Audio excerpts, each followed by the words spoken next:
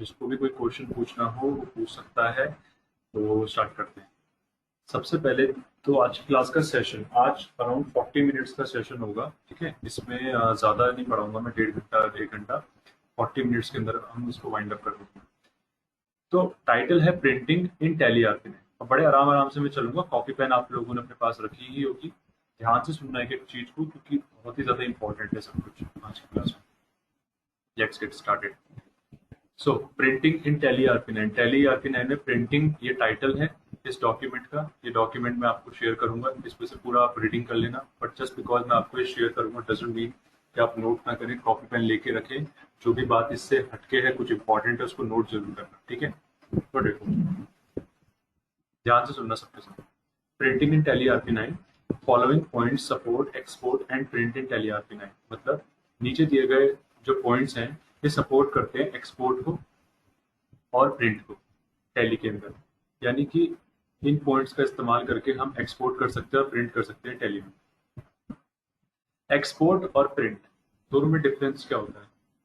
Export का मतलब होता है एक फॉर्मेट को किसी डिफरेंट फॉर्मेट पे सेव करना।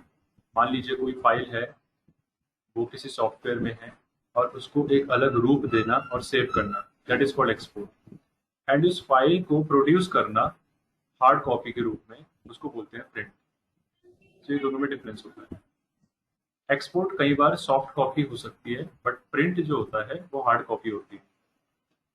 तो सबसे पहले सबसे इंपॉर्टेंट चीज हम पढ़ेंगे, सेट एक्सपोर्ट लोकेशन। ये एक्सपोर्ट लोकेशन क्या होता है? स्टूडेंट्स को पता भी ऐसा नहीं है कि नहीं पता है, मैं ये नहीं कह रहा हूँ नहीं पता है, उन्हें पता है, बट वो हो सकता है भूल गए हो। सेट एक्सपोर्ट लोकेशन, एक्चुअली में हम टैली के अंदर एक लोकेशन सेट कर सकते हैं जहां पर हमारी सारी की सारी फाइल्स एक्सपोर्ट होंगी। ठीक है, तो उसी लोकेशन को कहते हैं एक्सपोर्ट लोकेशन। कह रहा है बिफोर यू सेट प्रिंट और ready to print, if you want to share or export your files and want to save in a specific location which can be easily made, then use this। मतलब कि अगर आप चाहते हो कि print करने से पहले या फिर प्रिंट के दौरान सारी की सारी फाइल्स एक ही बारी में प्रिंट हो जाए, या फिर इस तरीके से वो ग्रुप हो जिससे कि आप उसे आराम से शेयर कर सको, ठीक है ना, उसको आप एक्सपोर्ट कर सको किसी को भी, और आप उसे एक स्पेसिफिक लोकेशन में ही सेव करना चाहते हो हर बार। मान लीजिए आप बार बार लोकेशन देते हो, लोकेशन कभी गलत डलती है, कभी कोई और लोकेशन, और आपको यहाँ पर माई कंप्यूटर के अंदर ढूंढने में बड़ी दिक्कत होती है कि यार मैंने सी ड्राइव डाला था, डी ड्राइव डाला था, कहाँ पर है। ठीक है ना, अब मैं अगर ई ड्राइव में जाऊंगा तो वो कितने सारे फोल्डर्स आ जाएंगे, और अगर मैं डी ड्राइव में जाऊंगा तो अलग लाइन पे फोल्डर आ रहे, तो ये बहुत ही अनोइंग होता है ढूंढना। तो ये क्या मदद करेगा आपकी, ये वाला जो पॉइंट है, इसकी मदद से हम एक लोकेशन डिफाइन कर सकते हैं जिसके थ्रू हम अपनी सारी फाइल्स को इकट्ठा करके एक ही जगह रख सकते हैं। इसके स्टेप्स होते हैं गाइस, सबसे पहले जीओटी पे जाइए, प्रेस करिए F12।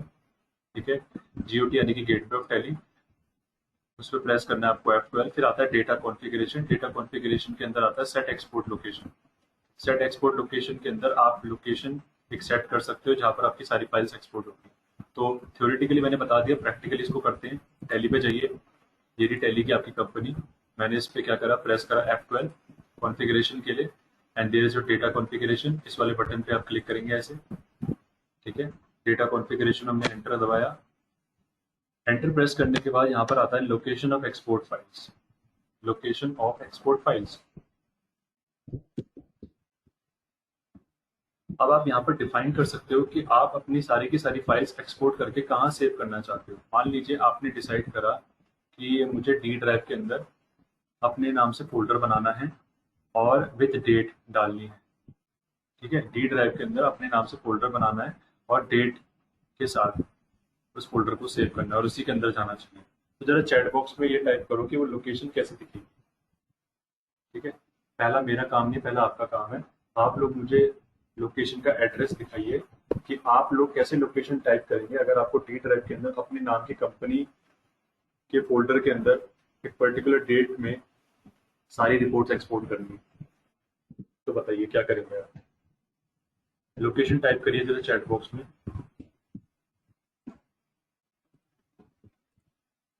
सबके सब।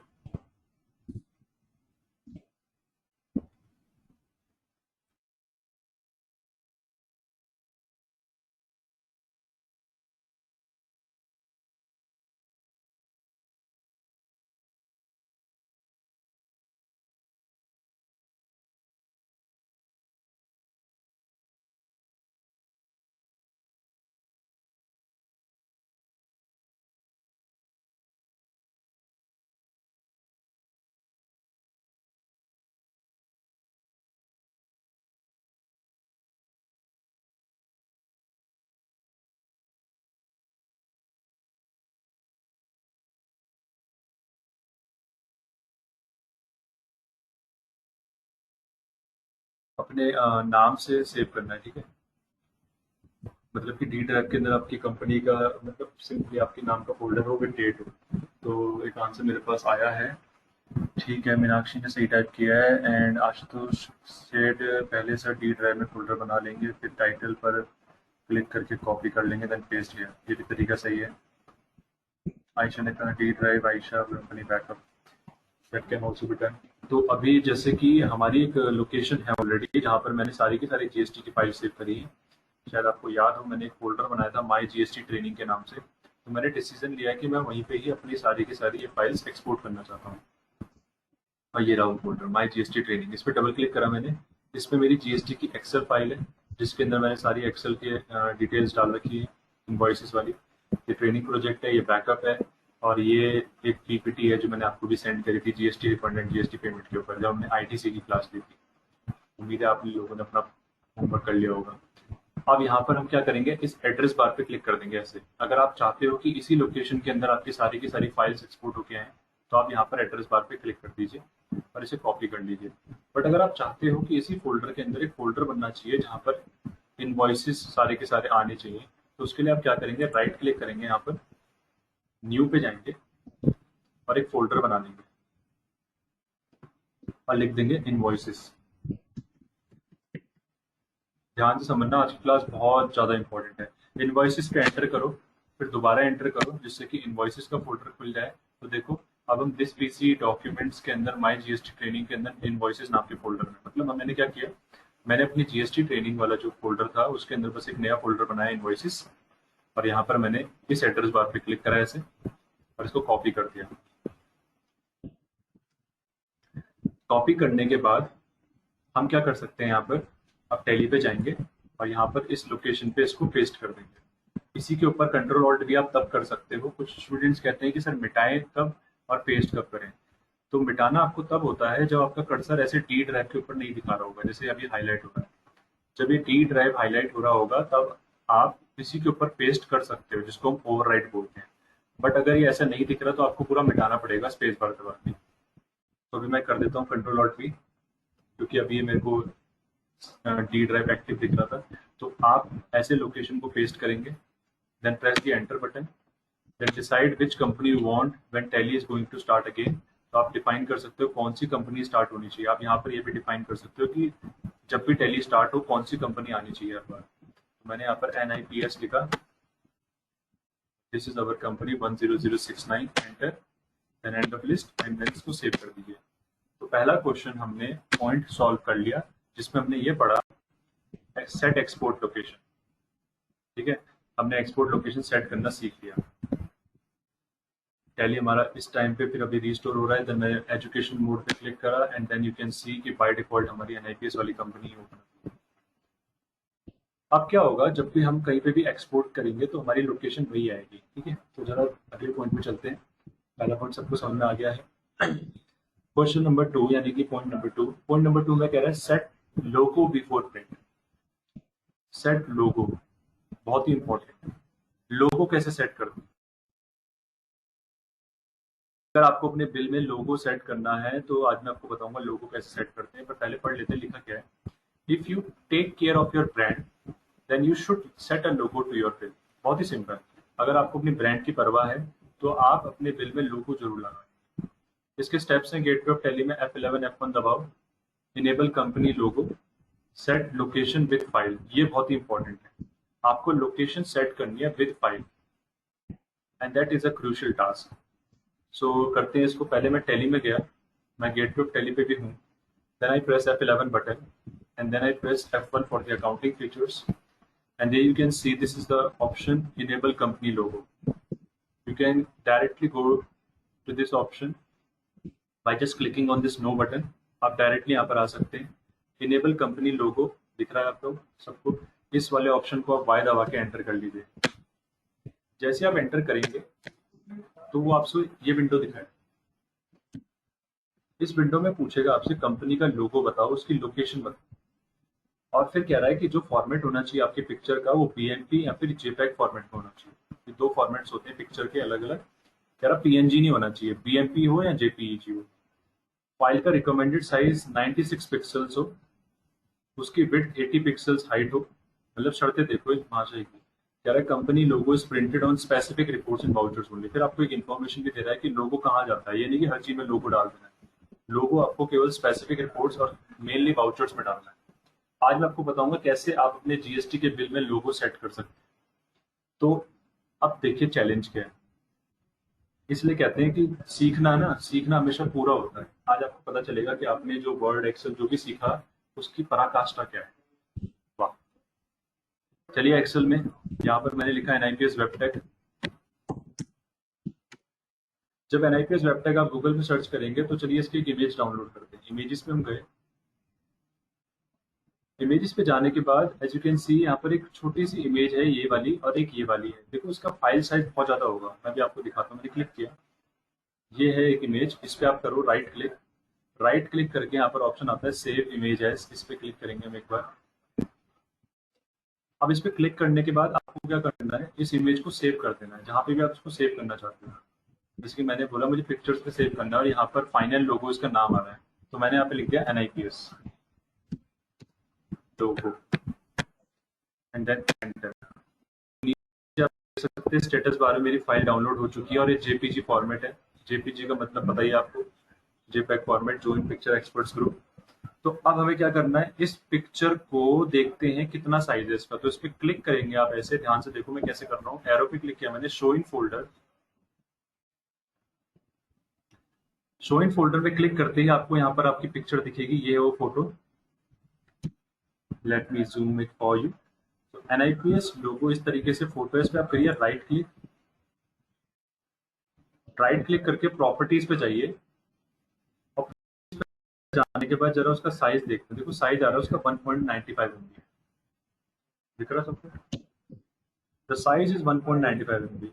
Now, how you can export, how you can set this logo to your tally जब फाइल का साइज 1.95 MB है।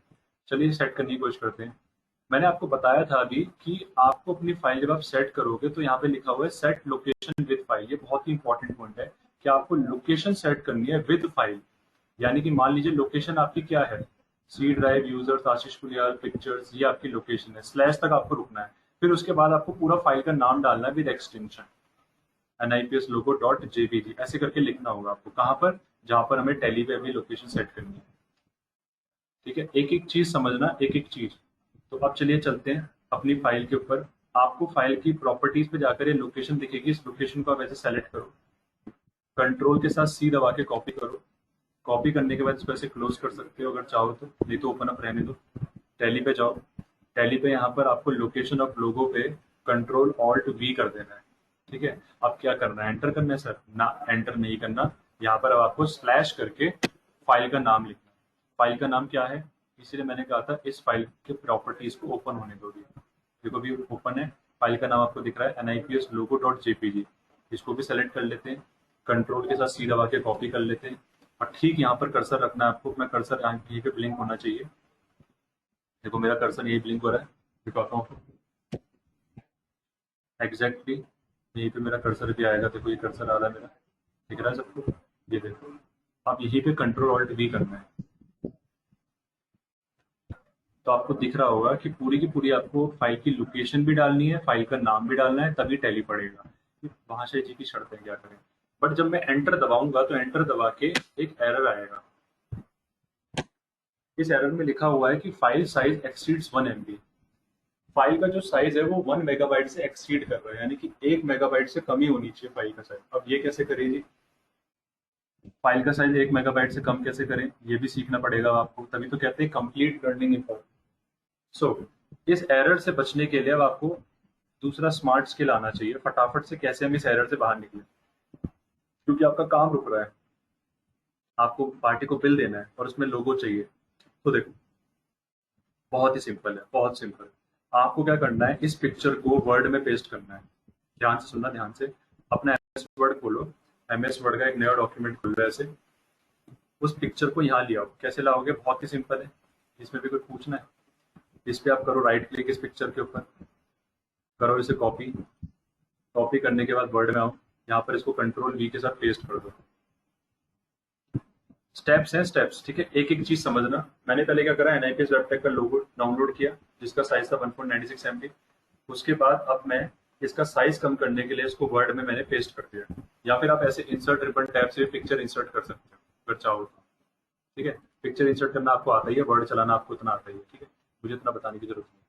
अब पिक्चर को आपको इसका पिक्चर का साइज कम करना है, तो कैसे करेंगे इसका साइज कम, इस पर क्लिक करो, क्लिक करके फॉर्मेट पे जाओ। फॉर्मेट में क्लिक करते ही यहाँ पर आता है एक ऑप्शन, ये वाला, इसको बोलते हैं कंप्रेस पिक्चर्स। वर्ड के अंदर ही कंप्रेस पिक्चर्स का ऑप्शन होता है। इस पे जैसे ही क्लिक करेंगे आप, तो यहाँ पर ऑप्शन आता है कंप्रेस पिक्चर्स, और यहाँ पर आप सेट कर दीजिए ईमेल 96 ppi, ठीक है ना, पिक्सल्स पर इंच। ईमेल पे मैंने क्लिक करा एंड देन इसको ओके कर दिया। अब फोटो का थोड़ा थोड़ा सा क्वालिटी देखो कम हो गया होगा, जैसे कि आप देख सकते हैं। उसके बाद आपको क्या करना है, विंडो आर से एमएस पेंट खोलना है। एमएस पेंट जिससे हम पेंटिंग करते हैं, पेंटिंग, उस फोटो को यहाँ पर पेस्ट कर देना है वर्ड से। बस ये थोड़े लंबे से स्टेप्स हैं, कॉपी करो, यहाँ से फोटो को कॉपी करा, एमएस पेंट पे गए और यहाँ पर कंट्रोल वी से पेस्ट कर दिया। जैसे कंट्रोल वी से पेस्ट करोगे, अब इतना हिस्सा में नहीं चाहिए तो क्या करेंगे, इसको क्रॉप कर देंगे। डन। अब इसको हम पिक्चर को कर देते हैं कंट्रोल एस, एमएस पेंट से। पीएनजी में देखो सेव हो रहा है, पीएनजी में मत करना गलती से भी, इसको किस फॉर्मेट में करना है, जेपीजी या फिर बीएमपी, तो मैं करूंगा जेपीजी। ये रहा मेरा एनआईपीएस का लोगो, एनआईपीएस लोगो मैंने लिखा, और साथ में लिख दिया ईडी, ईडी मतलब एडिटेड, और सेव। सेव करने के बाद अब जरा चेक करते हैं फाइल का साइज कितना हुआ है। तो मैं अपना ये वर्ड का डॉक्यूमेंट बंद कर देता हूँ, पीछे से जो बैकग्राउंड में ओपन अप पे डोंट सेव। तो देखिए यहाँ पर जो एडिटेड फाइल है और एक एनआईपीएस का लोगो है, अगर मैं इस वाले पे करता हूँ तो देखो यहाँ दिखा रहा है 1.95 MB। अभी आपको मैं दिखाता हूँ, यहाँ दिखा रहा है साइज 1.95 MB, सबसे नीचे आपको दिख सकता है। और यहाँ पर अगर आप जाओगे तो यहाँ कितना दिखा रहा है, 34.5 KB दिख रहा है सबको, देखो 34.5 KB। उसका डायमेंशंस भी कम हो चुका है, ठीक है। तो हमने कुछ ज़्यादा ही फाइल डिक्रीज कर दी। आप चाहे तो उसमें ईमेल पर वेब का ऑप्शन भी आता है, उसको भी आप कर सकते हो, ठीक है। मैंने सिखाने के लिए सबसे कम साइज करा है, तो 34.5 KB में आपका लोगो आ जाएगा। डायमेंशन आप इस तरीके से कम ज़्यादा कर सकते हो। अब इस वाली फाइल को टैली पे चढ़ाने के लिए आपको बस इस लोकेशन के एंड में क्या लिखना है, एनआईपीएस लोगो, उसके बाद क्या है, ईडी, ईडी डॉट जेपीजी। अब हम एंटर करते हैं, एंटर करते हैं, सेव हो गया, देखो अब हमसे कोई एरर नहीं दे रहा, दिखा रहा हमें। अब जरा लोगो चेक करते हैं, लोगो कहाँ आता है। लोगो के लिए आपको डिस्प्ले में जाना पड़ेगा, डे बुक में जाना पड़ेगा, और आपकी जो सेल्स का बिल होगा, सेल्स के बिल में आपको अपना लोगो दिखेगा। कैसे, किसी भी सेल्स के बिल पे जाओ, एंटर करो, एंटर करते ही वहां पर ऑल्ट के साथ पी दबाओ। जैसे आप ऑल्ट पी करते हो तो tax invoice print preview mode में आता है, इसको आप यस कर दीजिए। और देखिए यहाँ पर जूम करके सबसे ऊपर बाईं तरफ आपका एनआईपीएस वेबटेक का ऐसे लोगो आ रहा है, ठीक है। इसीलिए मैंने अपनी कंपनी का नाम भी छोटा रखा है, क्योंकि मुझे लोगो भी दिखाना था। तो लोगो आपको छोटा दिख रहा है, बड़ा दिख रहा है, वो आप कर सकते हो बड़ा भी। बस आपको करना क्या है, वहां से आपको पिक्चर का साइज कम करना है, ज्यादा करना है, वो आप देख लेना, वेब करना चाहते हो, क्या करना चाहते हो, ठीक है। तो इस तरीके से आप एक छोटा सा लोगो अपनी कंपनी का दिखा सकते हो अपने बिल पे। अब मैं जानना चाहूंगा, चैट बॉक्स में टाइप करिए इसके स्टेप्स क्या थे। छोटे से ज्यादा मत लिखना, थोड़े थोड़े स्टेप्स लिखना, पहले क्या करना था फिर क्या करना था, इससे आपको रिमाइंड हो जाएगा। और ज्यादा बना बना के लिखने की जरूरत नहीं है, केवल रफ में लिखो। एक बार चैट बॉक्स में लिखो, मैं करेक्शन कर दूंगा, करिए गाइस प्लीज, सबको करना है, प्लीज करिए।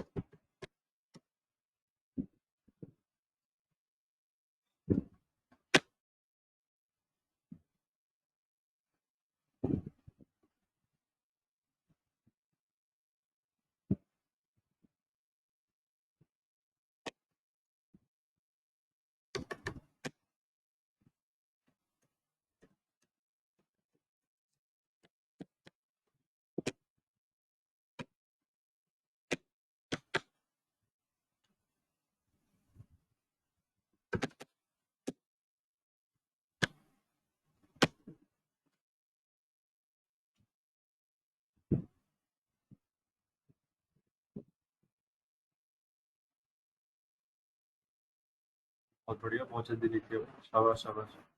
ऐसा लग रहा था फिर बैठे। संध्या, आपको पता नहीं चला मैंने क्या बोला? मैंने कहा कि जो लोकेशन जैसे भी मैंने बताया है लोगो कैसे सेट करते हैं। चलो वैसे भी टाइम अप हो चुका है, मैं बता ही दूँ। ठीक है। तो शालिनी ने लिखा है GOT F11 F1। ठीक है, शालिनी ने स्टेप्स बताए, तुषार ने भी स्टेप्स बताए हैं।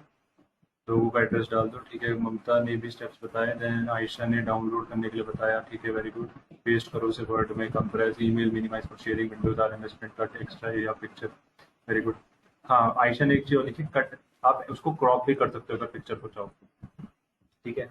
कंपनी फीचर्स, मीनाक्षी ने बहुत लंबा चौड़ा लिखा है। ठीक है, सारा ने कुछ लिखा है इसने। ठीक है, डन। तो बहुत ही सिंपल स्टेप्स हैं इसके, और ये स्टेप्स आपको यहाँ पर भी मिल जाएंगे। ठीक है, यहाँ पर। बट मैंने इसको श्रिंक करने के स्टेप्स नहीं डिफाइन करे हैं। जैसे पिक्चर को साइज कम ज्यादा करते हैं, क्योंकि इतना सब कुछ करूंगा तो कंफ्यूजन आता है क्लास के अंदर कि हम प्रिंटिंग सीख रहे हैं या फिर लोगो डिजाइन करना सीख रहे हैं। ठीक है। तो वो तो एक स्किल है, वो हमें आनी चाहिए जनरली। तो मैंने आपको एक एक्स्ट्रा चीज आज सिखाई, कैसे हम अपनी पिक्चर का साइज भी कम करते हैं, उसको कंप्रेस कर सकते हैं। ठीक है, इसके लिए हमें कोई साइबर कैफे जाने की जरूरत नहीं है, वो भी ऐसे ही करते हैं। MS पेंट से भी कर सकते हैं अगर हम चाहें तो, बट वर्ड से इसलिए करा क्योंकि MS पेंट से सक्सेसफुल नहीं होता अकॉर्डिंग टू माई रिसर्च। दो पॉइंट्स हमारे कवर हो चुके हैं। पहले पॉइंट में हमने लोकेशन एक्सपोर्ट करना सीखा, दूसरे पॉइंट में हमने लोगो सेट करना सीखा, मैंने आपको लोगो भी दिखाया कैसे दिखता है। थर्ड पॉइंट पे लिखा है सेट इंपॉर्टेंट प्रिंट डिटेल्स। बहुत ही ज्यादा जरूरी है कि आपको प्रिंट की डिटेल्स सेट करना आना चाहिए। क्या लिखा है देखते हैं, पढ़ते हैं, क्योंकि पॉइंट्स बड़े इंटरेस्टिंग है, जरा इसको ध्यान से पढ़ना। Imagine you took several prints of bills with no HSN codes. ध्यान समझो। मान लीजिए आपने कुछ बिल्स हैं, उनको प्रिंट करा विदाउट एनी HSN कोड, उसमें HSN कोड ही नहीं है, ना ही पार्टी का GST है। How bad it would impact your reputation. कितना बैडली ये इम्पैक्ट कर सकता है आपकी रेपुटेशन के ऊपर, कि आपको एक, आप मान लीजिए एक अच्छी पोस्ट में, अकाउंट्स की लाइन में, और कितना बैड इम्पैक्ट कर सकता है कि सोचो एक बेसिक सी डिटेल हमने बिल में मेंशन नहीं करी, लाइक HSN कोड, पार्टी का GST, जो सबसे इंपॉर्टेंट है। इस न्यूसेंस यानी कि इस पर्टिकुलर एरर को अवॉइड करने के लिए आप क्या कर सकते हो, ऑल्ट के साथ P दबाओ प्रिंट करने के लिए, फिर F12 दबाओ फॉर वाउचर कॉन्फ़िगरेशन। ये जो वाउचर कॉन्फ़िगरेशन है ना, ये है सबसे बढ़िया चीज। टैली के अंदर जाकर जब भी आप किसी भी बिल में वाउचर कॉन्फ़िगरेशन ओपन अप करते हो, तो सारी की सारी प्रॉब्लम सॉल्व होती है। कई लोग मेरे से पूछते हैं कि सर हमें मान लीजिए कोई बिल है, उस बिल में हमें HSN कोड दिखाना है, उनको लगता है बहुत ही बड़ी चीज है, ऐसा कुछ है ही नहीं। बहुत ही सिंपल है, हमें कुछ नहीं करना है। यहाँ पर हम ऑल्ट के साथ P दबाएंगे और फिर हम HSN कोड डिफाइन कर सकते हैं। ऑल्ट के साथ P दबाइए सेल्स के बिल में, ये रहा सेल्स का बिल, ऑल्ट P। देन उसके बाद यहाँ पर सबसे नीचे दाईं तरफ आपको F12 कॉन्फ़िगर मिलता है। टैली के अंदर की सबसे बढ़िया चीज ये है कि जब भी आपको कोई भी एडिशनल चीज चाहिए तो just press F12 for it. F12 press करो, देखो यहाँ पर मल्टीपल ऑप्शन है। आपको कोई सिंपल फॉर्मेट चाहिए, कस्टमर का सिग्नेचर वाला सेक्शन चाहिए, क्वांटिटी का कॉलम नहीं मिल रहा, ऑल्टरनेट क्वांटिटी का कॉलम चाहिए अगर आप एक्चुअल रेट क्वांटिटी वाले लेवल पे डील कर रहे हैं, रेट का कॉलम चाहिए, कंपनी का पैन नंबर, कंपनी का टैक्स रजिस्ट्रेशन नंबर, पार्टी का पैन, बायर का tan registration number, CST registration number भी डाल सकते हो। ऑर्डर की डिटेल्स नहीं चाहिए, अगर आपको ये डिफाइन करना है कि भैया ऑर्डर नंबर क्या था। ठीक है, तो वो सब चीज़ें अगर नहीं डिफाइन करनी तो उसको नो कर सकते हो। कंपनी का GST नंबर, ये वाला सेक्शन बहुत ही ज़्यादा जरूरी है। अगर GST से रिलेटेड बातें करनी है तो ये है स्टैट्यूटरी डिटेल्स। इस सेक्शन को आपको ढंग से रट लेना है, पूरी अच्छी तरीके से समझ लो। कंपनी का GST नंबर ये हमारे बात कर रहा है, बायर का GST नंबर ये हमारे बायर की बात कर रहा है। Item wise GST details define कर सकते हो। थोड़ा सा इससे बल्कि हो जाएगा आपकी detail. GST analysis of items कर सकते हो, इससे क्या होगा, नीचे एक HSN वाइज समरी आ जाती है। HSN SAC की डिटेल्स भी आप डिफाइन कर सकते हो। GST का प्रतिशत डिफाइन कर सकते हो आप, कि GST कितना प्रतिशत है, ये भी बड़ा इंटरेस्टिंग है। HSN SAC का कॉलम तो हमें मिलता ही है, state name and state code भी चाहिए, क्योंकि GST एक डेस्टिनेशन बेस्ड टैक्स है, तो हमें वहाँ पे डिफाइन करना पड़ता है किस राज्य से किस राज्य में प्रोडक्ट गया। स्टेट कोड भी हमें चाहिए। प्रिंट प्लेस ऑफ सप्लाई, ये भी जरूरी है, कहाँ पर हमारा प्रोडक्ट जा रहा है। टैक्स इनवॉइस इन बेस करेंसी। तो एक काम करता हूँ, इन सब ऑप्शनों को एक बार यस करता हूँ, देखते हैं कितना भर के आता है ऑप्शन। हाँ, मैं अगर इसको यस करूँ तो इसको यस नहीं कर पाऊंगा, तो देखते हैं क्या होता है। बहुत ही बल्कि दिखने वाला, तैयार है? 1 2 3 go. Oh my God, this is what I am talking about. अब हमारा जो NIPS का लोगो है वो भी अच्छे से दिख रहा है, क्योंकि उस टाइम पे क्या हो रहा था, वो पोर्ट्रेट मोड में था। तो दिस इज योर बिल। पहले तो टाइटल टैक्स इनवॉइस आ रहा है, एनआईपीएस कंपनी का नाम, लोगो, कंपनी का GST number, buyer universal trader, ठीक है, ये हमारा बायर की डिटेल आ गई, इसका स्टेट का नाम और विद कोड आ रहा है 09।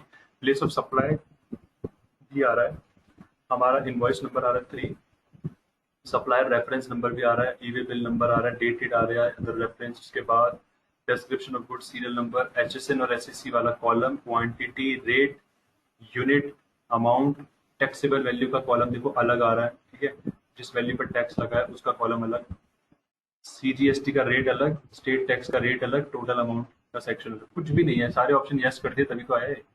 आउटपुट सीजीएसटी, आउटपुट एसजीएसटी देखो अलग से दिखा रहा है। सर इसमें प्रतिशत क्यों नहीं दिखा रहा? क्योंकि ये खातों के नाम पे, याद है आपको, मैंने जो एक खाते बनाए थे मैंने रेट नहीं डाले थे उसमें। टोटल 71 पीसेज, ये आपको नीचे विंडो में शो हो रहा है टोटल।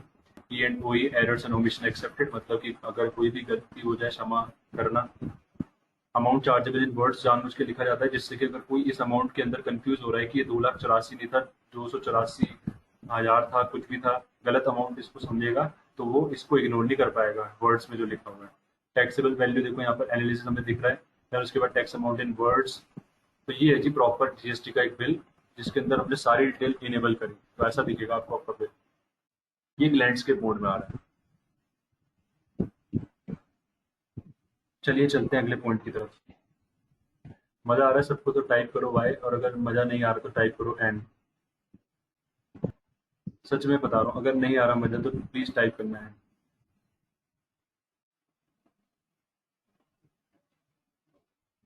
अरे किसी ने एन टाइप करा है, मजाक कर रहा हूँ। ठीक है, अब है enable auto print. Enable auto print भी जरूरी होता है क्योंकि बार बार बार क्या होता है, हमें जब भी हम बिल्स बनाते हैं तो हमें बार बार एंटर एंटर करके सेव करो, पेज अप करो, फिर ऑल्ट पी करो, पागलों की तरह वो करते रहो। तो अगर हम चाहते हैं कोई भी मल्टीपल ऐसे एक्शंस हैं, उन एक्शंस को हम रिकॉर्ड करके एक ही बारी में सेव करके मल्टीपल टाइम्स प्ले कर देना चाहते हैं या फिर अपने कंप्यूटर को इंस्टॉल करना चाहते हैं, तो वो कैसे करते हैं? जैसे एक्सेल के अंदर क्या होता है, एक मैक्रो होता है, मैक्रो का इस्तेमाल करके आप अपने एक्शंस को एक बार रिकॉर्ड कर लो, फिर वो मल्टीपल टाइम्स ऑटोमेटिकली प्ले होते रहते हैं। बिल्कुल उसी तरीके से टैली के अंदर कुछ ऐसे फीचर्स होते हैं जिसको आप इनेबल कर दोगे तो टैली आपका काम खुद करेगा। एक है कि मैं एफर्ट लगा कर काम कर रहा हूँ, एक है कि वो एफर्टलेसली हो रहा है। तो एफर्टलेसली वाले काम को हमें करना आना चाहिए, तो कैसे करेंगे? इसे बहुत ही सिंपल है। इनेबल ऑटो प्रिंट करने से पहले जरा लाइंस को पढ़ लेते हैं क्योंकि आपको पहले सेंटेंस भी समझ में आ जाना चाहिए जो मैंने यहाँ पर बनाई आप लोगों के लिए। Imagine you as an accountant print bills one by one by saving as PDF और फ्रॉम डे बुक। मान लीजिए आप एक अकाउंटेंट है और आप प्रिंट करते हैं बिल्स को एक एक करके, एक एक करके, एक एक करके। कैसे? पहले उनको पीडीएफ में सेव करते हो, फिर पेन ड्राइव में डालते हो, फिर उस वाले कंप्यूटर में पेन ड्राइव लगाते हो जहां पर प्रिंटर है, फिर वहां से एक एक करके प्रिंट करते हो, ठीक है ना? दूसरी तरफ आप क्या कर सकते हो, आप अपना टैली इंस्टॉल कर सकते हो उसी कंप्यूटर में जहां पर प्रिंटर इंस्टॉल्ड है। फिर उसके वाउचर टाइप्स में जाओ, अकाउंट्स इन्फॉर्मेशन के अंदर एक ऑप्शन होता है वाउचर टाइप्स, वहां पर अपना वाउचर सेलेक्ट करो, ऑल्टर करो उस वाउचर को, और वहां पर वाउचर सेलेक्ट करो जिस वाउचर को भी आपको ऑल्टर करना है, फिर उसमें इनेबल कर दो ये वाला ऑप्शन। ये है वो game changing option, print voucher after saving. करते हैं टैली में से, हमने ऑलरेडी ये सीख रखा है तो मैं क्यों बता रहा हूँ, क्योंकि मुझे कंप्लीट स्टडी बतानी है आज की क्लास में। अकाउंट्स इन्फॉर्मेशन, ये रहा voucher types, then alter, and then इसमें SAL टाइप करेंगे, सेल्स, ये रहा आपका सेल्स, एंटर करिए, और ये रहा वो option print voucher after saving. इस ऑप्शन की मदद से जब भी हम टैली के अंदर कोई भी सेल्स का बिल बनाएंगे तो ऑटोमेटिकली वो आपसे प्रिंट के लिए पूछेगा, और यही चीज आप इनेबल भी कर सकते हो और भी वाउचर्स के लिए। तो जरा देखते हैं इसका इम्पैक्ट क्या है। मैं डी करता हूँ, डे बुक में जाता हूँ, ऑल्ट F2 करके स्पेस बार एंटर करता हूँ, and let me choose a bill for you. अब मैं इसमें क्या करता हूँ, कंट्रोल ए करता हूँ। तो कंट्रोल ए करने से क्या होता है सर? कंट्रोल ए से करने से तो सेव होता है। तो ये क्यों आ रहा है? क्योंकि सर हमने ऑप्शन इनेबल करा था प्रिंट वाउचर आफ्टर सेविंग, क्योंकि वो वाउचर सेव हुआ कंट्रोल ए से, दैट्स वाई वो हमसे प्रिंट का ऑप्शन है पूछ। तो ये आप कर सकते हैं एंटर करके, फिर आप ऑल्ट जेड से जूम कर सकते हैं और अपने बिल को व्यू कर सकते हैं। ठीक है जी, बहुत ही सिंपल है, तो इससे हमारा काम आसान होगा। बढ़ते हैं अगले पॉइंट की तरफ। फिफ्थ पॉइंट बहुत ही इंपॉर्टेंट है, टेक A5 साइज प्रिंट, ये कैसे होता है? A5 साइज में प्रिंट कैसे ले भाई? मान लीजिए आपका पेपर साइज A5 है और आप A5 साइज में ही प्रिंट लेना चाहते हो, कैसे आप इसको करोगे? Yes, you heard that right. You can also change the size of the page. आप अपने पेज का साइज भी कम ज्यादा कर सकते हो। इसके लिए आपको क्या करना है, ऑल्ट के साथ P दबाना है प्रिंट के लिए, प्रेस करना है ऑल्ट के साथ S फॉर सेलेक्ट प्रिंटर। वहां पर एक ऑप्शन आता है ऑल्ट प्लस S से प्रिंटर सेलेक्ट करने के लिए। फिर आप अपने प्रिंटर को सेलेक्ट कर लो या फिर पीडीएफ को सेलेक्ट कर लो, दोनों में से कुछ भी सेलेक्ट कर लो। अगर प्रिंटर अभी ऑनलाइन कनेक्ट है तो प्रिंटर सेलेक्ट कर लो, नो प्रॉब्लम। अगर आप उसको पीडीएफ में ही एक्सपोर्ट कर पाओगे क्योंकि प्रिंटर आपका कनेक्ट नहीं है तो पीडीएफ। देखो पीडीएफ में लोग पता है क्यों एक्सपोर्ट करते हैं, क्योंकि बिल्स तो बना लेते हैं, उसके बाद उन्हें प्रिंट करना होता है, तो हो सकता है उस कंप्यूटर में या फिर उस लैपटॉप में ना प्रिंटर कनेक्ट ना हो, तो उसको पीडीएफ को सेव करके या तो मेल के द्वारा भेजना पड़ता है उस कंप्यूटर में जिस कंप्यूटर में प्रिंटर कनेक्ट है। समझ रहे हो ना इस चीज को? तो सिंपल सा पॉइंट है। तो हमें पीडीएफ तब लेना होता है। एंटर करके आपको वहां पर एक ऑप्शन मिलेगा एडवांस्ड। एडवांस्ड एक बटन होता है, वहां पर आप पेपर साइज अपना सेलेक्ट कर सकते हो A5 और फिर ओके करो। चलिए मैं इसको करके दिखाता हूँ आप लोगों को। टैली पे गया, मैं टैली पे मैंने फटाफट से कोई बिल लिया मेमो के अंदर, जैसे कि मैंने ये नॉर्मल सा एक बिल लिया सेल्स का, यूनिवर्सल ट्रेडर वाला ले लेते हैं। देन मैंने इसमें ऑल्ट के साथ दबाया P और सबसे नीचे दाईं तरफ यहाँ पर आपको एक बटन दिखेगा सेलेक्ट प्रिंटर। इसका शॉर्टकट होता है alt plus S। Select printer दिख रहा है आप सबको? यहाँ पर हम क्लिक करेंगे। After clicking on this particular button यहाँ पर आपको मिलेगा लिस्ट ऑफ प्रिंटर्स। अगर आपका प्रिंटर कनेक्टेड होगा तो प्रिंटर दिख जाएगा, जैसे कि HP DeskJet 5820 series something like that. तो अभी तो ऐसा कुछ है नहीं, तो मैं यहाँ पर माइक्रोसॉफ्ट प्रिंट टू पीडीएफ ही ले लेता हूँ। फिर मैंने यहाँ पर एंटर करा। एंटर करते ही मेरे सामने एक विंडो ओपन होती है, जैसे आप ऊपर देख सकते हैं। इस विंडो में आपको एक बटन दिखेगा एडवांस्ड, ये रहा वो एडवांस्ड का बटन। इस एडवांस के बटन में क्लिक करते ही यहाँ पर आपको पेपर साइज का ऑप्शन मिलता है। इस पेपर साइज में आप ले सकते हैं A5। देखिए आपका A5 साइज आ गया। आप लीगल लेटर भी ले सकते हैं, ठीक है। मैंने A5 लिया, ओके करा इसे। ओके करने के बाद इस बटन को भी ओके किया एंड देन यहाँ पर प्रिंट प्रीव्यू पे यस करा। तो देखिए ये आपका A5 साइज में ही प्रिंट होगा। देख अभी लैंडस्केप मोड में इसलिए रहा है क्योंकि मैंने मल्टीपल डिटेल्स इनेबल कर रखी है। अगर मैं मल्टीपल डिटेल्स को भी ऑफ कर देता हूँ तो ये A5 साइज का ही प्रिंट होगा। तो अब ये जो आपका प्रिंट का व्यू दिख रहा है ये A5 साइज के अकॉर्डिंग, ठीक है। बहुत ही ज्यादा इंपॉर्टेंट है क्योंकि कई बार हो सकता है कि आपको इस वाले साइज में ही प्रिंट करना पड़े।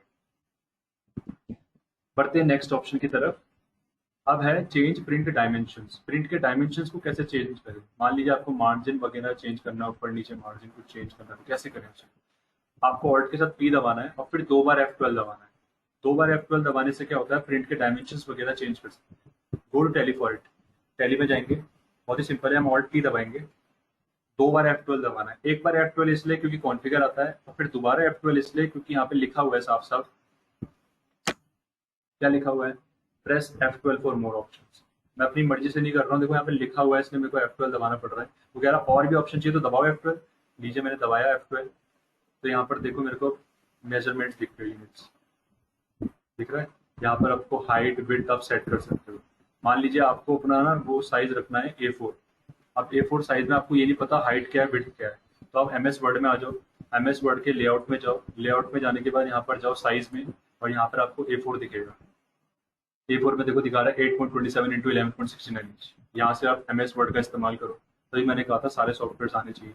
8.27 क्या है विड्थ है, 11.69 क्या है हाइट है। इसको याद कर लो 8.27 11.69। तो यहाँ पर हम हाइट डालेंगे कितनी, 11.69 और विड्थ डाल देंगे 8.27 जस्ट समथिंग लाइक दैट। और इसमें आप मार्जिन भी सेट कर सकते हैं। मार्जिन अगर आपको 1-1 इंच का देना है चारों तरफ से तो टॉप से लेफ्ट से मार्जिन दे सकते हैं इसमें, ऐसा है, ठीक है ना, टॉप से एंड लेफ्ट से। एंड देन इसको कंट्रोल ए कर लेंगे, कंट्रोल ए। और एक बार मैं जरा ये डिटेल्स वगैरह डिसेबल कर देता हूँ क्योंकि बार बार हमारा प्रिंट का व्यू एक जैसे ही आ रहा है। तो क्या क्या मुझे यस करना है इसमें, आइटम वाइज GST डिटेल्स को नोट कर देते हैं। HSN SSC डिटेल्स को नोट, GST प्रतिशत कॉलम की जरूरत नहीं है। HSC SSC कॉलम ये तो चाहिए, ये नहीं चाहिए, ये नहीं चाहिए, ये नहीं चाहिए, ये नहीं चाहिए, ये चाहिए। और LUT बॉन्ड डिटेल्स को नोट कर देते हैं। तब देखते हैं क्या होता है। तो यहाँ पर आपको जैसे कि दिख रहा है थोड़ा सा पेज का साइज आपको डिफरेंट सा लग रहा होगा, जैसे कि आप देख सकते हैं व्यू में। ठीक है, ऊपर का मार्जिन 0.25, बाईं तरफ का मार्जिन 0.5, इस मार्जिन से आप इस पेपर साइज से प्रिंट कर सकते हो, मतलब प्रिंट का पूरा आपके कंट्रोल हाथ में। ठीक है ना, बहुत ही सिंपल है। लास्ट पॉइंट पढ़ना है, क्लास लंबी जा चुकी है हमेशा की तरह, वो है एक्सपोर्ट GSTR1। बहुत ही ज्यादा इंपॉर्टेंट है, GSTR1 को कैसे एक्सपोर्ट करें। फिर 8वां पॉइंट आएगा how to file GSTR1। But उससे पहले ये समझना है कैसे करें एक्सपोर्ट GSTR1। बहुत ही सिंपल है। GSTR1 में GSTR1 एक्सपोर्ट कैसे करें, देखिए बहुत सिंपल है। क्या है भाई, बहुत सिंपल है। कैसे, बहुत सिंपल है। तो देखो क्या है, what is GSTR1 by the way. GSTR1 एक ऐसी रिटर्न फाइल होती है जीएसटी के अंदर उस टैक्सेबल पर्सन की जो कि एक रेगुलर डीलर होता है। रेगुलर डीलर वो होता है जिसका टर्नओवर 1.5 करोड़ से ऊपर हो या 1.5 करोड़ से कम हो। ये तो बात करी मैंने उसकी रिटर्न्स के लिए। रेगुलर डीलर देखिए वो होता है जिसका टर्नओवर 40 लाख से ऊपर होता है और वो जीएसटी के अंदर रजिस्टर्ड होता है, और वो ये फैसला लेता है कि हाँ मैं रिटर्न फाइल करूंगा, मैं आईटीसी चाहता हूँ और मैं टैक्स इनवॉइस इशू करूँ। वो होता है रेगुलर डीलर। दूसरी तरफ कंपोजिशन डीलर वो होता है जो ज्यादा लफड़ों में नहीं फंसना चाहता, जैसे कोई मोबाइल शॉप का ओनर हो गया। वो क्या बोल रहा है, देखो मेरे पास कोई अकाउंटेंट तो है नहीं, मैं फालतू में टैक्स काटूंगा फिर रिटर्न फाइल करूंगा तो मैं धंधा कैसे करूंगा। तो छोटे मोटे व्यापारियों के लिए जीएसटी वालों ने उनके लिए स्कीम दे रखी है, उसको बोलते हैं कंपोजिशन स्कीम, जिसके अंदर उन्हें CMP 08 नाम की रिटर्न फाइल करनी पड़ती है क्वार्टरली। पहले उसका नाम GSTR4 हुआ करता था, अब उसका नाम CMP 08। तो वो उसे हर 3 महीने में रिटर्न फाइल कर देते हैं, फिर गवर्नमेंट को टैक्स बिल में काट के देते नहीं है, ना ही उनको आईटीसी मिलता है। आईटीसी आपको पता ही है, मैंने लास्ट क्लास में पढ़ाया था, परचेज के समय में जो उन्होंने टैक्स पे किया है वो उनको वापस नहीं मिलेगा, वो उनकी कॉस्ट बन जाएगी। ठीक है, कंपोजिशन डीलर में ये होता है, और उन्हें हर 3 महीने में CMP 08 नाम की रिटर्न फाइल करनी पड़ती है। अब रिटर्न फाइल का मतलब क्या है, बहुत ही सिंपल है। देखो रिटर्न फाइल का सिंपल सा मतलब है कि जो भी तुमने टैली में काम किया है ना, उसको गवर्नमेंट के जीएसटी पोर्टल के अंदर जाकर गवर्नमेंट के रजिस्टर में चढ़ाना, उसको बोलते हैं रिटर्न फाइलिंग। समझ में आ गया, that is called return filing. तो रिटर्न फाइलिंग के लिए पहले आपको एक्सपोर्ट करना पड़ेगा अपने डेटा को। तो कैसे करेंगे एक्सपोर्ट, स्टेप्स देखते हैं उसके। सबसे पहले टैली पे आओ, इन टैली। टैली के अंदर आके आपको, सॉरी मैंने गेटवे लिख दिया, इसको गेटवे कर लेना। गेटवे ऑफ टैली में आपको प्रेस करना है DOG, इसको डॉग मत बोले करो, डिस्प्ले स्टैचुरी रिपोर्ट्स, और फिर जी से क्या होता है GST। हाँ, डिस्प्ले स्टैचुरी रिपोर्ट, जी से GST। उसके बाद आता है आपका GSTR1। GSTR1 पे आपको ऑप्शन पे क्लिक करके एक ऑप्शन मिलेगा एक्सपोर्ट GSTR1। एक्सपोर्ट GSTR1 आपको करना पड़ेगा, उसका शॉर्टकट होता है Ctrl+E। इसको करने के बाद आपको क्या करना है, अपनी एक्सेल की फाइल ओपन करनी है, फिर चेक करनी है details, but don't change the format. हाँ बिल्कुल सही सुना, अपनी एक्सेल की फाइल ओपन करो, डिटेल चेक करो, पर फालतू में उसमें कोई भी फॉर्मेट को चेंज मत करो, क्योंकि वो जो फॉर्मेट बना हुआ है ना वो अपलोड होने के लिए बना। हाँ आप नंबर्स वगैरह चेंज कर सकते हो अगर आपको कोई गलती लग रही है, आपको कुछ अपडेशन करना है, but don't change the format. कैसे करेंगे इसको टैली में, कर क्या रहे हैं हम, एक्सपोर्ट करना सीख रहे हैं। क्यों कर रहे हैं, क्योंकि हमें उस एक्सपोर्ट वाली रिपोर्ट को फाइल करना है। तो टैली में चलो, टैली में हम जाएंगे GSTR1 की शक्ल देखने, वो कहाँ पे मिलेगा आपको, डी से डिस्प्ले स्टैचुरी रिपोर्ट्स, जी से GST, ये रहा GSTR1। अब ये GSTR1 में सबके सब 000 है, क्योंकि यहाँ पर देखो 1 अक्टूबर से लेकर 31 दिसंबर दिखा रहा है। तो इसको मैं ऑल्ट F2 करके स्पेस बार एंटर कर दूंगा। तो देखो ये साफ साफ बता रहा है कि पूरे के पूरे साल में आपके 5 इनवॉइसेस क्रिएट हुए हैं। ठीक है ना, 5 इनवॉइसेस हैं, और अगर आप इस पे एंटर करेंगे तो 5 के 5 इनवॉइसेस आपको दिख जाएंगे कौन कौन से। जिसपे इंटीग्रेटेड टैक्स अमाउंट आ रहा है समझ जाना वो इंटर स्टेट वाले हैं, और जिसपे सेंट्रल टैक्स वाला अमाउंट आ रहा है समझ जाना वो इंटर स्टेट है। जिसमें आपको 09 दिख रहा है वो इंट्रा स्टेट है, जिसमें 07 दिख रहा है वो इंटर स्टेट है। सिंपल। अब हम क्या करेंगे, इसी रिपोर्ट में रहेंगे और कहीं नहीं जाएंगे, और यहाँ पर हमें ये वाला शॉर्टकट मिला है एक्सपोर्ट GSTR1 का, इस पे आपको क्लिक करना है। मैं इतना सिंपल करने की कोशिश कर रहा हूँ जिसकी कोई हद ना हो, और बिल्कुल सिंपल वे में समझाने की कोशिश कर रहा हूँ। Ctrl+E से एक्सपोर्ट GSTR1 एक बटन आता है इसका, इसका शॉर्टकट होता है Ctrl+E।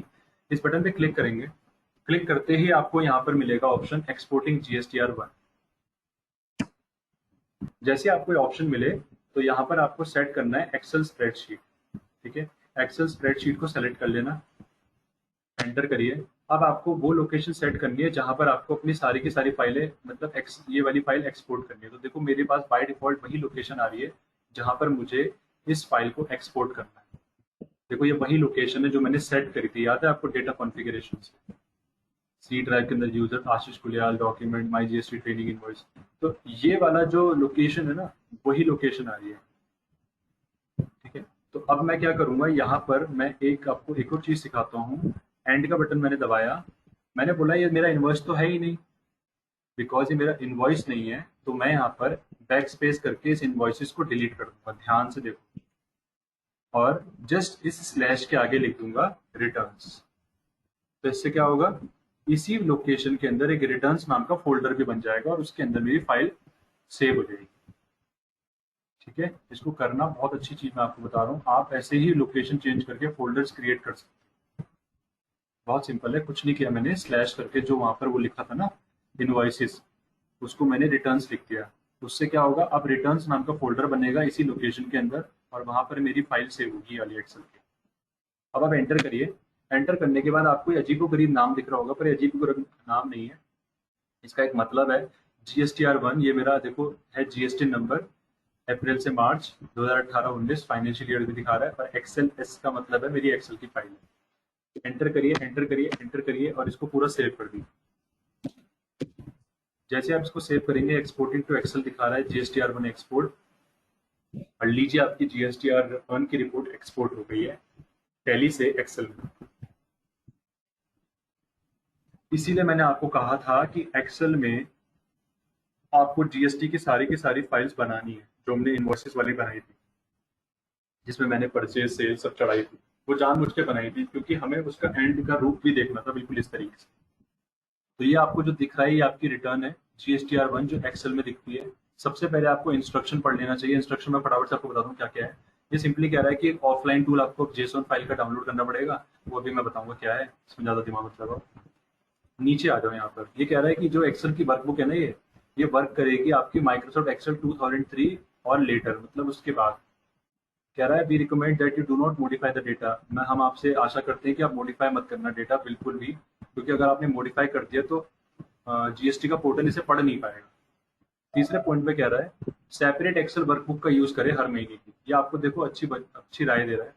कह रहा है कि जब भी आप वर्कबुक को इस तरीके से सेव करें, मान लीजिए भी मैंने रिटर्न फाइल करनी है अप्रैल से लेकर जून तक की, अप्रैल मई जून पहले क्वार्टर की, तो कह रहा है कि अगले क्वार्टर की रिटर्न फाइल करोगे ना, तो उस फाइल का नाम डिफरेंट रखना, एक ही मत रखना, क्योंकि हो सकता है ओवरराइट कर दे उसी नाम को। ठीक है, तो आपको ये ध्यान रखना है, फाइल का नाम आप अलग रखना। और लास्ट में कह रहा है अगर कोई भी if any data exist in the offline tool, हाँ देखो कह रहा है सारा का सारा एग्जिस्टिंग डेटा आपका ओवर रिटर्न हो जाएगा। तो ये 4 नोट्स आपको ध्यान से पढ़ने हैं, बहुत ही अच्छी इन्फॉर्मेशन है इसमें। अब आपको देखो B2B वाला सेक्शन दिखाता हूँ। ये जो हमने काम किया था ये उसका फल है, ये भी आपको ऐसे ही देखना है। B2B में देखो ये दिखा रहे हैं आपके जीएसटी नंबर, ये रहा इनवॉइस के नंबर, इनवॉइस की डेट, इनवॉइस का value, place of supply, reverse charge नहीं लगा उसमें, इनवॉइस टाइप, और देखो सब चीजें यहाँ पर गिवन है, क्या टैक्स का रेट था, टैक्सेबल वैल्यू, सब कुछ। अब देखते हैं B2CL। ठीक है, B2CL में CL का मतलब होता है लार्ज इन्वॉइसेस। कोई भी इन्वॉइसेस हमारे लार्ज नहीं थे, लार्ज मतलब जिनके अमाउंट 1-2 लाख से ऊपर हो। फिर है B2CS, ये भी कोई नहीं है, क्रेडिट नोट भी नहीं था, एक्सपोर्ट भी नहीं है, ठीक है ना, एक्सेप्ट भी नहीं है। और आगे चलते हैं, HSN वाइज आपको समरी दिखाता हूँ मैं। HSN वाइज समरी के लिए आपको देखो HSN कोड दिख रहे हैं सारे के सारे आपके, और डिस्क्रिप्शन दिख रहा है जो हमने उसका डाला था, याद है आपको, जो मैंने डिस्क्रिप्शन डाला था आपके सामने। सिमट्रॉनिक्स देखो ये आपके स्टॉक आइटम के दिखा रहा है HSN कोड, ये आपके सर्विसेज के दिखा रहा है SAC कोड, UQC दिखा रहा है, UQC का मतलब आपको पता ही है, unit quantity code, total quantity, और फिर यहाँ पर आपको quantity wise, value wise, taxable value, integrated tax amount, यहाँ पर दिखेगा आपको इंटीग्रेटेड टैक्स अमाउंट, और इसके ऊपर खाली दिखेगा। क्यों? क्योंकि ये वाले जो बिल्स थे ये आपके इंटर स्टेट ट्रांजेक्शन के थे, इंटर स्टेट के नहीं थे। और देखो सेंट्रल टैक्स और स्टेट टैक्स दिखेगा, सेस नहीं होगा क्योंकि एडिशनल टैक्स कुछ है ही नहीं। फिर हम और आगे बढ़ते थे, ये डॉक्यूमेंट। तो आपको बस करना क्या है, इसको पढ़ना है और कुछ नहीं करना है। देखो आपने जनरल एंट्री अगर पूरी सही करी थी तो आपको इसे पढ़ना है और कुछ नहीं करना है। ये तो बस आपके लिए एक वो है, चलिए काम किया था, ठीक है, ये है बस। फिर इस फाइल को कर दो बंद। तो हमने एक्सपोर्ट करना सीख लिया, ठीक है, ऐसे ही करते हैं एक्सपोर्ट। सबको आगे समझ में यहाँ तक? सबको आगे समझ में अगर आगे तो टाइप करिए भाई, और कुछ पूछना है तो पूछिए।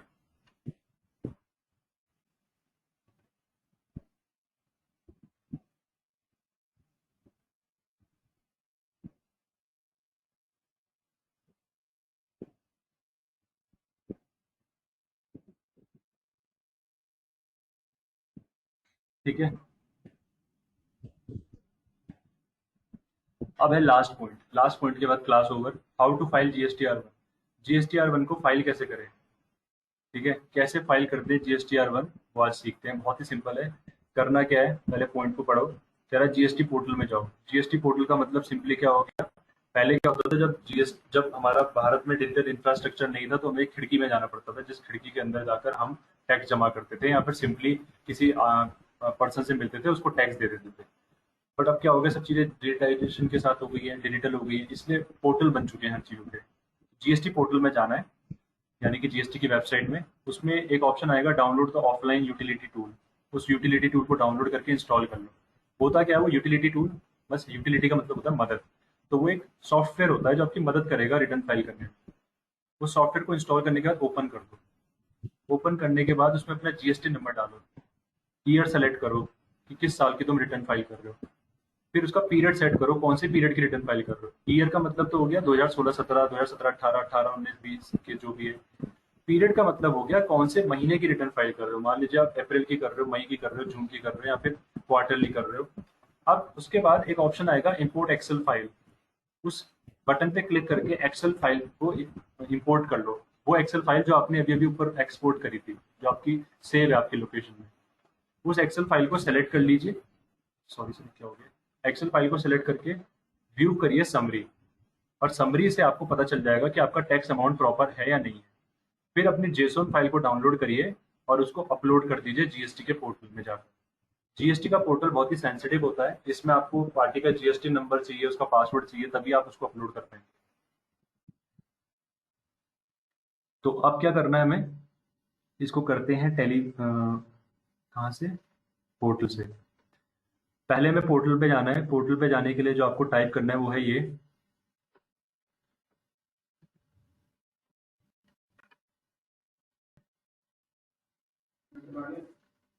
लाइट कैसे बंद हो गई।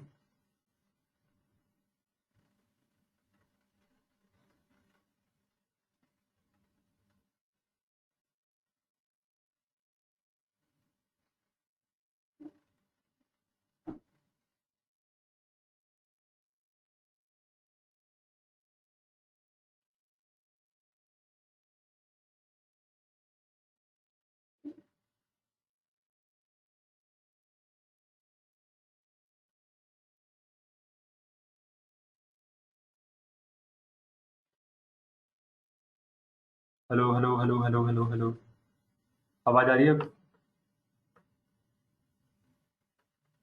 Hello hello hello hello. हाँ सर आ रही है।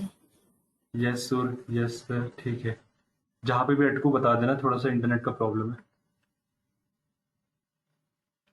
ठीक है जी, तो देखिए, नोबडी कैन स्टॉप अस। अब देखिए यहाँ पर हमने गूगल पे सर्च करा gst.gov.in।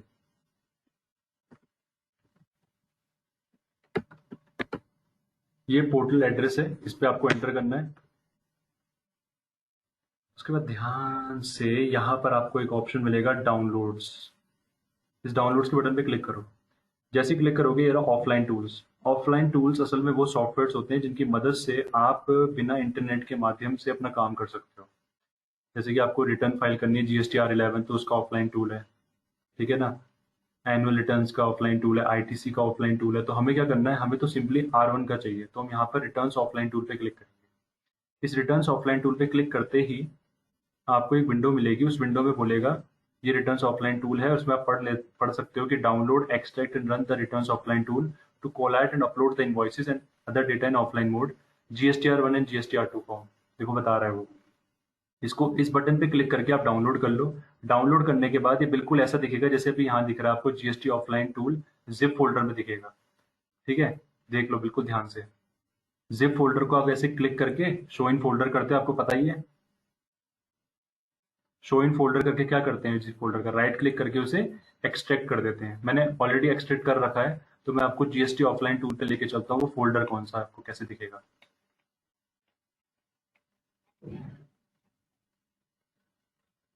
Wait just a minute.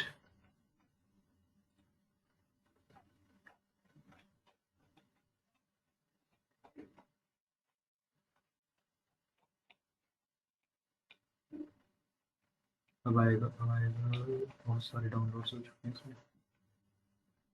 या दिस इज द वन, ये दिख रहा है आपको जीएसटी ऑफलाइन टूल। इस पर डबल क्लिक करो, डबल क्लिक करके ये रहा फोल्डर, और ये रहा आपके वो जीएसटी ऑफलाइन टूल का एप्लीकेशन। इस सॉफ्टवेयर को आपको इंस्टॉल करना है। इसमें कभी करीबन इंस्टॉलेशन में 5 मिनट लगेंगे। इंस्टॉल होने के बाद ये आपका डेस्कटॉप में इस तरीके से दिखेगा जैसे मेरा दिख रहा है अभी। ये देखो जीएसटी ऑफलाइन टूल दिख रहा है सबको। ये सॉफ्टवेयर आपको ऐसे दिखेगा, जीएसटी ऑफलाइन टूल। इस पे आप ऐसे डबल क्लिक करो, डबल क्लिक करके ये सॉफ्टवेयर ओपन होगा ऐसे।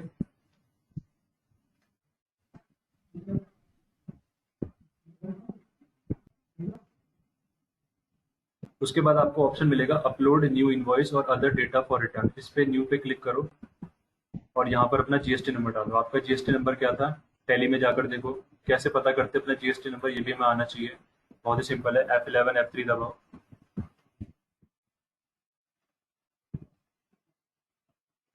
F11 F3, ये रहा आपका जीएसटी नंबर। इसको करो कॉपी Ctrl+Alt+C से, और यहाँ जाओ Ctrl+V करो। फिर यहाँ पर फाइनेंशियल ईयर सेट करो। फाइनेंशियल ईयर हमारा क्या था अभी, कंपनी का फाइनेंशियल ईयर क्या था, किसी को पता है? 1819। 1819 यहाँ से चूज कर लो। फिर पीरियड सेट करो। अब देखो यही समस्या है, हमने जो एंट्री करी, कोई अप्रैल में करी, कोई मई में, कोई जून में, कोई जुलाई में, कोई अगस्त में। तो जो मैं अप्रैल लूंगा ना, अप्रैल की केवल आपको एक ही एंट्री दिखेगी। अब आप बोलोगे सर क्यों? क्योंकि यार मैंने जो एंट्री यहाँ करी है ना प्रोजेक्ट के अकॉर्डिंग, वो आपको पता ही है, वो अप्रैल के अकॉर्डिंग की है। ठीक है ना? तो देखो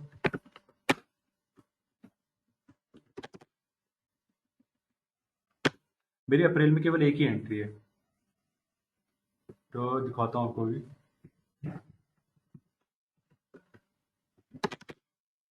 यहाँ पर आप F4 करो। F4 क्यों करना है? क्योंकि आपको सेल्स वाउचर लेना है। एक्चुअली में जो GSTR1 में अपलोड होती है डिटेल, वो सेल्स ही तो होती है। तो आपको ये सारी की सारी सेल्स अपलोड करनी है। तो आपको अप्रैल की अलग करनी पड़ेगी, जून की अलग, जुलाई की अलग। समझ रहे हो ना? तो अप्रैल की आपको अलग करना है, जून की अलग, जुलाई, फिर अगस्त। फिर अगस्त की 2 सेल्स हैं, जून की 1 है, जुलाई की 1 है। इस तरीके से अपलोड कैसे करते हैं देखो। यहाँ जाओ, अप्रैल सेलेक्ट करो। फिर आपके कोई स्पेशल इकोनॉमिक जोन के डीलर तो नहीं हो, इसको नो कर देना। स्पेशल इकोनॉमिक जोन आप गूगल पे चेक कर सकते हो कौन है, पर आपकी जानकारी के लिए बता दूं, ये वो टैक्स पेयर होते हैं जिनको गवर्नमेंट सपोर्ट करती है। कैसे बैकवर्ड एरिया में ऐसे बिजनेसेस जिनका इंफ्रास्ट्रक्चर अच्छा नहीं होता, तो गवर्नमेंट उन्हें स्पेशल इकोनॉमिक जोन बना देती है। उनको माल सेल करने का मतलब है आपने बाहर एक्सपोर्ट कर दिया, क्योंकि वो देश के लिए काम करते हैं। ठीक है, पूरा गूगल में पढ़ना। अभी मैंने इसको नो करा और इसको प्रोसीड करा। प्रोसीड करके वो कह रहा है अपनी कंफर्म कर लो डिटेल। आप GSTR1 कर रहे हो ना, आपका जीएसटी नंबर ये है ना, फलाना फलाना जो भी है। तो आप ये चीजें देख लेना 2018-19। ठीक है, ये वही चीजें बता रहा है जो आपने भी पीछे डाली है। तो अब वो कंफर्मेशन के लिए पूछ रहा है, क्योंकि ये एक कंफर्मेशन है, क्योंकि अब ये वर्क सेंसिटिव होने वाला है। हमने बोला बिल्कुल ये सब कंफर्म है, यस करो। यस करने के बाद अब आपको यहाँ पर इंपोर्ट फाइल्स के बटन पे क्लिक करना है। यहाँ पर जैसे इंपोर्ट फाइल्स के बटन पे क्लिक करोगे तो यहाँ पर ऑप्शन आएगा import returns all sections in one go. ये बहुत ही मजेदार ऑप्शन है। इस बटन से ही आप एक ही बारी में सारी की सारी अपनी बिजनेसेस की सेल्स एक बारी में चढ़ा सकते हो। चाहे वो लार्ज इन्वॉइसेस हो, चाहे वो बिजनेस टू बिजनेस हो, चाहे वो बिजनेस टू कस्टमर हो। समझ रहे हो? एक ही बारी में। तो मैंने इंपोर्ट एक्सेल पे क्लिक किया। जैसे ही इंपोर्ट एक्सेल पे मैं क्लिक करूंगा, क्लिक करने के बाद मेरी GSTR1 कहाँ पे है वो देखना पड़ेगा मुझे। वो डॉक्यूमेंट्स के अंदर माई GST ट्रेनिंग नाम का फोल्डर था। ये रहा, ये रहा देखो, रिटर्न्स का फोल्डर जो हमने क्रिएट कर लिया था। और ये रहा GSTR1। क्लिक करके ओपन कर दो। जैसे ओपन करोगे, are you sure you want to save the data? हमने कहा बिल्कुल, यस। अब वो आपको एक एरर दिखाएगा। उस एरर के अंदर वो ये बताएगा, कह रहा है in case of duplicate invoices, मैं क्या करूंगा, पुराने इनवॉइसेस को उसी डेट से मैं अपडेट कर दूंगा। और फिर वो देखो क्या कह रहा है, कह रहा है B2B में ना 2, 3, 4, 5 में कुछ गड़बड़ है। कह रहा है दूसरा, तीसरा, चौथा और पांचवा इनवॉइस है ना, उसमें कुछ गड़बड़ है। अब गड़बड़ चेक करने चलते हैं। गड़बड़ क्या है? ध्यान से देखना, ध्यान से। गड़बड़ सिंपल क्या है, बहुत ही सिंपल तरीके से बताऊंगा मैं। 2345 इनवॉइसेस में गड़बड़ क्या है ये आप बताओगे मुझे।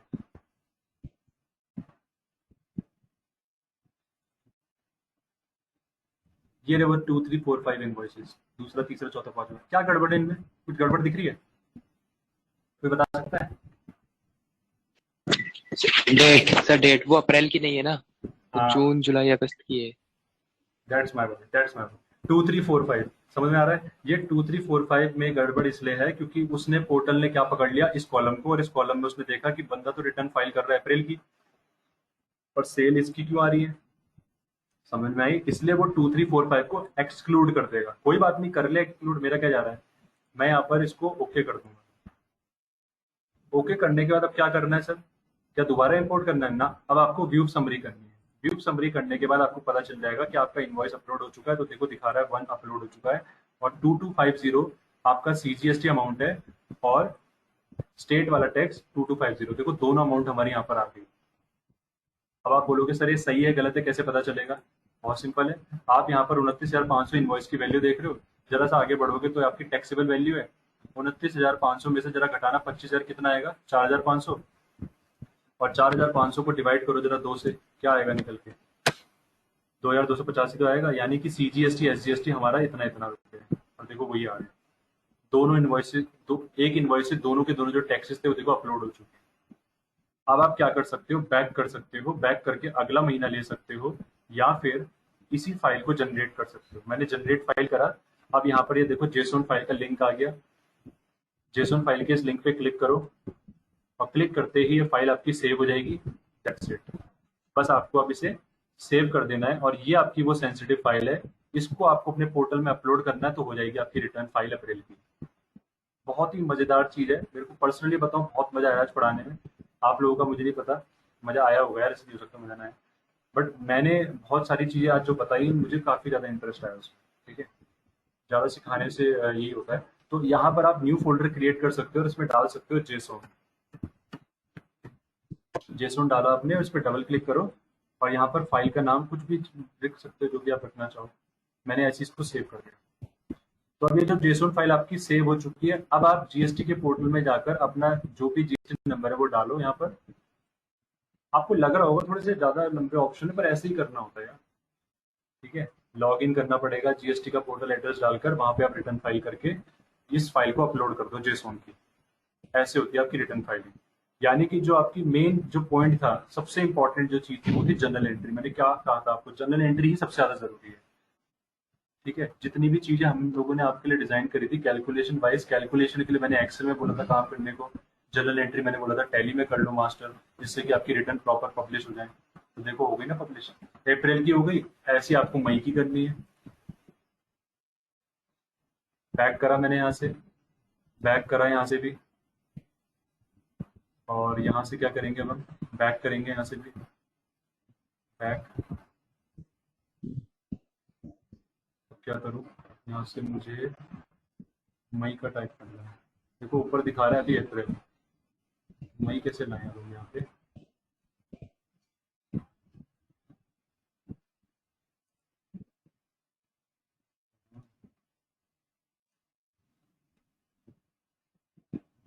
क्लियर सेक्शन डेटा,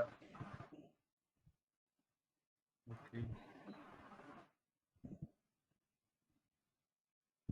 मुझे मई चाहिए, मई कैसे आएगा।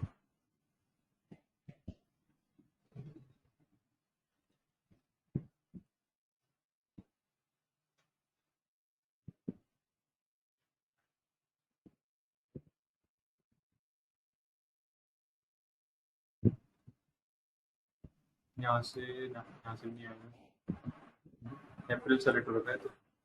अच्छा अप्रैल पे क्लिक करके विंडो आ जाती है, अच्छा ठीक है। यहाँ पर क्लिक करेंगे, मई पे क्लिक करेंगे, okay, proceed, yes, import files, import Excel. कहाँ गई आपकी GSTR1, जरा देखते हैं। देखो यही हमारी GSTR1, यहाँ पे क्लिक करा, ओपन किया। ये जो GSTR1 मैंने अभी सेलेक्ट करी है, टैली से निकाली थी एक्सपोर्ट करके। अब देखो इसमें कह रहा है 2345 में दिक्कत है। जरा चेक करते हैं क्या दिक्कत है 2345 में। 2, 3, 4, 5 देखो आपके एक जून की, एक जुलाई की, एक अगस्त की है, इस वजह से वो इस पर दिक्कत बता रहा है, बट उसने 1 को एक्सेप्ट कर लिया। ये भी आपको ध्यान रखना है कि अगर उस डेट उस वाले महीने से पीछे वाले महीने का कोई इन्वॉइस होगा तो वो उसे अपलोड कर लेगा, पर अगले महीने वाले इन्वॉइस को अपलोड नहीं करेगा, इसलिए उसने 2, 3, 4, 5 में आपको एक्सेप्शन दिखेगा। ठीक है, वहीं पे मैंने दोबारा ऐसे क्लिक किया, अब ले लिया मैंने जून, प्रोसीड किया। बड़ा मज़ेदार है, करना ज़रा, मज़ा आता है बहुत। Import files, import Excel, invoice, ये मैंने अपनी रिटर्न सेलेक्ट करी, यस करा। अब देखो कह रहा 3, 4, 5 में गड़बड़ है, जाके चेक करो क्या गड़बड़ है। 3, 4, 4, 5 में गड़बड़ क्या है, क्योंकि वो जुलाई अगस्त के आ रहे हैं, आपने जून सेलेक्ट कर रखा है, जून की डेट का इनवॉइस तो अपलोड होगा। इसको ओके कर दिया। ओके करने के बाद व्यू समरी करेंगे तो देखो हमारा टैक्स यहाँ पर अपलोड हो गया, 4,500, 4,500। इसको आप चेक कर सकते हो गाइस, 29,500 यहाँ पर दिखा रहा है, और यहाँ पर इसकी वैल्यू है 25,000 रुपये। तो जो दूसरा इनवॉइस है यहाँ पर क्या दिखा रहा है, जून में 29,500, तो ये 4,500, 4,500 की दिखा रहा है 2 बार।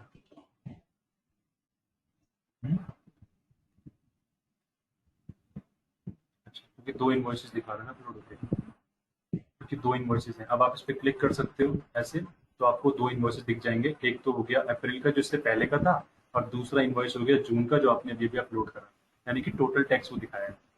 ठीक है, मैं इतना ही कर रहा हूँ, इसके आगे मैं नहीं कर रहा हूँ, इसके आगे मैं पर्सनली सॉल्व करूंगा, बहुत मैंने आप लोगों को पका दिया। ठीक है, तो बहुत है आज की क्लास में। अब आपको क्या करना है, ध्यान रखना, आपको एक काम तो ये सारे के सारे करके मेरे को ना एक तरीके से रिपोर्ट सेंड करनी है। उसके बाद आपको अपने सारे के सारे इन्वॉइसेस को एक जगह पर रखना है टैली के अंदर। जैसे कि ये सेल्स का इन्वॉइस, इस पर एंटर करेंगे, एंटर करने के बाद से ऑल्ट के साथ ई दबाना है एक्सपोर्ट करने के लिए। तो देखो वो जो लोकेशन हमने सेट करी थी उसी लोकेशन में हमारे सारे इन्वॉइसेस अपलोड होंगे, जैसे कि आप देख सकते हो। यहाँ से फॉर्मेट लेना है पीडीएफ, इनवॉइस नंबर डालना है यहाँ पर SAL001.pdf, और इसको सेव कर देना। तो आपका इनवॉइस अपने आप ही अपलोड हो जाएगा एक जगह पर, और ये होता रहेगा बैकग्राउंड में। अब आपको अगले इनवॉइस की तरफ पढ़ना है, पेज डाउन करो, पेज डाउन करके दूसरा इनवॉइस आया, इसे भी ऑल्ट ई करो, बैक स्पेस करो, आउटपुट फाइल का नाम डालो SAL002.pdf। तो जैसे ही ओपन होगा तो बैकग्राउंड में आ जाओ। फिर अगला इनवॉइस लेने के लिए पेज डाउन करो, यहाँ करो ऑल्ट के साथ ई,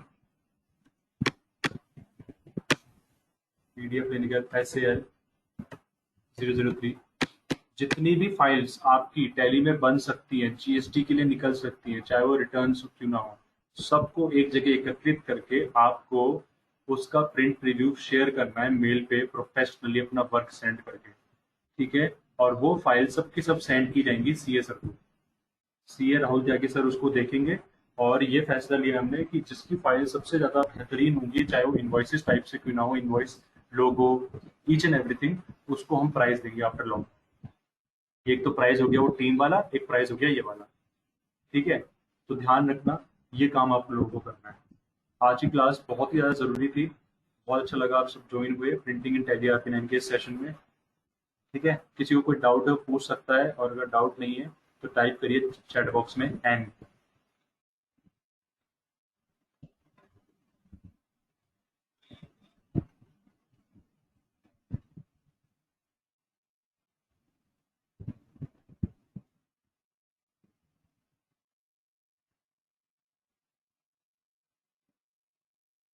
ठीक है भाई, फटाफट से बताओ मुझे, कोई डाउट है तो पूछो, अगर नहीं है तो टाइप करो चैट बॉक्स में एन।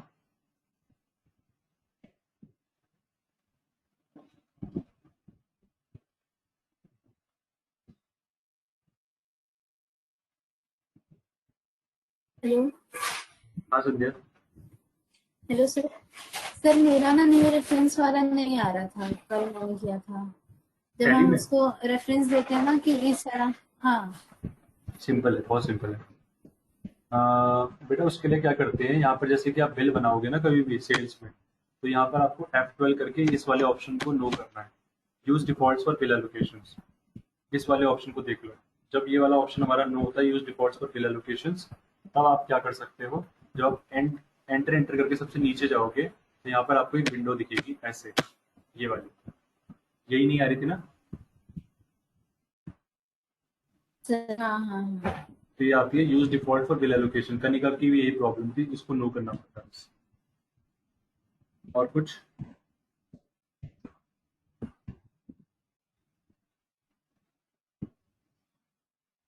हेलो, और कुछ किसी को पूछना है? ठीक है।